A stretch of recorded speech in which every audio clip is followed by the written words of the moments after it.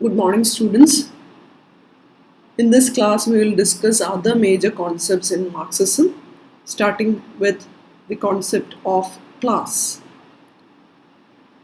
In capitalism, as you know, we have two basic classes. One who owns the means of production, that is bourgeoisie, and one who doesn't own but sell their labor for sustenance, that is proletariat. So a class is determined by the ownership or non-ownership of means of production. Those who own means of production is the ruling class who will try to perpetuate the existing base structure. They survive by exploiting the other classes. And how does this exploitation happen in capitalism? Here we see a worker selling his labor for producing a product of some value. And his or her labor will not get the wage commensurate or in proportion with the value of the labor which went to produce the product. And the surplus value is thus amassed by the capitalist as profit. In this process, proletariat is given wage just enough to survive. Only a sustenance wage is given to the proletariat and bourgeoisie creates more capital. Meanwhile, all these intermediary classes too also get pauperized and ultimately they too join proletariat, leading to this polarization, widening the gap. And here the basic assumption is that labor produces value. That was the basic assumption of Marxist theory.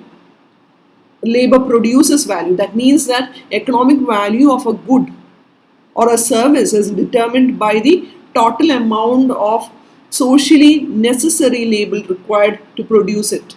That is, the amount of labor time performed by a worker of average skill and productivity. So, this economic value is equated with the socially necessary labor. And then we have this concept of class in itself versus class for itself. As I said earlier, class is an objective reality. It exists in itself. Class in itself is a category of people having a common relation to the means of production. We have bourgeoisie and we have proletariat. And only after the proper perception of the exploitation in the system, and when they start sharing all those common interests, only then one class becomes aware about their structural position and they come together for advancing their interest. That is known as class consciousness. And when they acquire that class consciousness, they become class for itself. They become class for itself when they acquire class consciousness. And in this process, they dispel what is known as false consciousness. So, what is false consciousness? As I said earlier, the superstructure always tries to legitimize the existing base structure and its social relations. These superstructure include all those laws, all those ideas which will try to sell the glory of private ownership, entrepreneurship, or rather this system will try to spread the ideologies of the ruling class. And eventually this working class to get conditioned by these ideologies. They get socialized into these ideologies and they fail to see the objective historical process. They fail to see the exploitation of the system. And there is always the false perception of social mobility as well. So basically, false consciousness is the absence of class consciousness. The workers failing to see the objective historical process. And according to another Here is Lukács. The proletariat is the first class in history that may achieve this true class consciousness because of its specific position. They are identified as the living negation of capitalism, living negation of capitalism. All other classes, including the bourgeoisie, are only have a limited false consciousness, are limited to false consciousness, which actually hinder them from understanding the totality of history. So instead of understanding each specific moment as a portion of a deterministic historical process, they kind of universalize it. They believe that it is everlasting. They have an idea like it is naturalized, or they think that it is something like an eternal solidified part of history. They don't understand capitalism as a specific phase of history. So, according to Lukács, proletariat is the first class to achieve that class consciousness. So, there always exists what is known as class conflict. But due to this false consciousness, it doesn't come to the fore. But once class consciousness emerges, the proletariat will engage in class struggle. Because of capitalist system's contradictions, proletariat are able to organize better due to this polarization in society. And they have this conducive atmosphere of concentrated large-scale factory where there is the physical presence of all these workers, which in turn help them, or which become conducive for organizing all those labor movements, and they become strong and stronger, and ultimately it results in revolution, overthrowing of system by proletarians to form what is known as proletarian dictatorship. And in that process, this means of production are taken over by state. And according to Marx, only then this ideal society will emerge. And this is his idea of ideal society, that in an ideal society is something where everyone gets according to his ability, and everyone will contribute according to his ability, and everyone will receive according to his needs. So this ideal society is when the state itself will wither away and the system allows for what he says, like from each according to his ability to each according to his needs.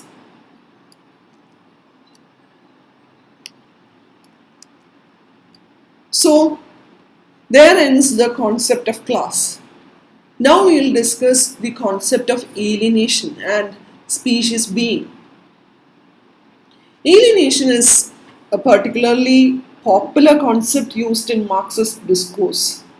It is considered to be at the heart of number of arguments and ideas, and often has a very mystical nature to it. And also this is a concept which is constantly misunderstood or misused. And that is why it is important to become acquainted with Marx's description of alienation and to understand its significance in Marxist theory. So in this session, we will go back to Marx in order to understand what he meant by alienation. We will then consider some of the subsequent implications of concept of alienation, and lastly we will go over a general critique of alienation. First of all, alienation as a concept emerged in one of those Marx's earlier works, that is Economic and Philosophical Manuscripts of 1844. And at the core of Marx's alienation is this notion of species being, or the essence of an organism that distinguishes human beings from other living beings. And Work is human beings' species being, whereas animals act to satisfy the immediate material needs.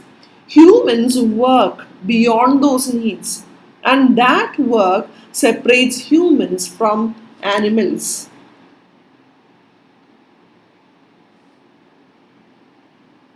So, work in capitalism alienates worker, and production system in capitalism causes alienation at four levels. First of all, product of one's labor is alienated from the worker because the worker will not be able to afford to buy what they produce. And along with that, this commodity acquires a life of its own. It becomes more powerful than the worker. The worker who produced this commodity. And secondly, worker is alienated from the process of production itself. He has no control over the process of production as well. And then next, there is this alienation from others. All those social relations are masked. There is only this exchange of commodities. There is no presence of social relations. And along with that, lastly, work is alienated from his own self or his own species being. Man actually worked to express himself, but now it is just for survival. He is forced to work and it is only a means of survival. It is not something like an ultimate manifestation of human potential.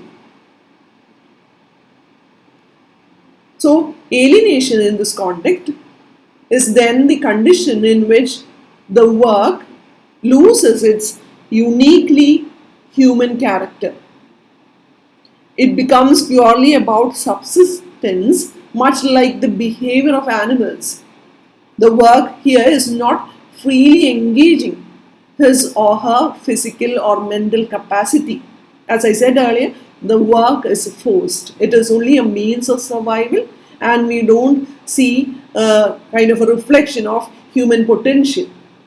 And this is what Erich Fromm summarizes about Marx's concept of alienation. He says the concept of alienation is based on the distinction between existence and essence, on the fact that man's existence is alienated from his essence. There is this interesting observation that alienation lends to itself the fact that we ourselves have created the system that tower over us. We created a system which is more powerful than us.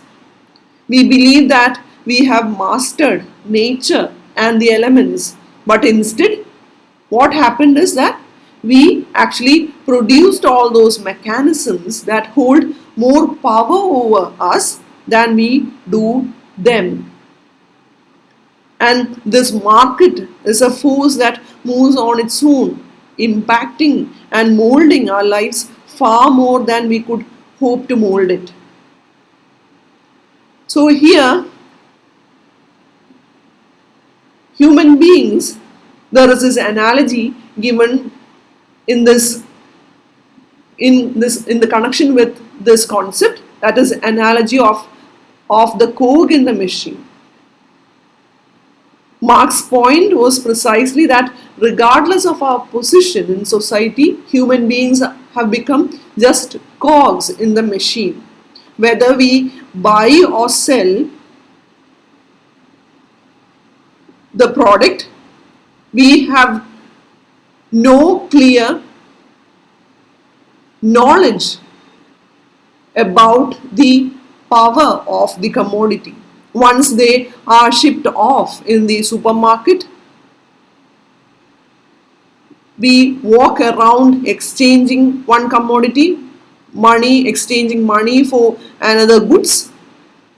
And what is even more unfortunate is just how much power these objects have acquired over our lives. We produce commodities in exchange of that universal commodity, which We then used to consume commodities that we want or need. And we can't really remove ourselves from consuming these commodities. It becomes an endless cycle unless you prepare yourself to live a minimalistic life. So, one important thing to keep in mind is the fact that alienation is not a feature exclusive to the capitalist mode of production. Alienation has existed throughout history of class society, but it reached its peak under capitalism because capitalism universalized a production process. They universalized a production process that alienates human labor, and because capitalism put before all other things the exchange of commodities as the dominant socio-economic dynamic, alienation happened in its extreme form during capitalism. So these are the two concepts which I would like to discuss in the first session. Hope it is clear. Thank you. Have a nice day.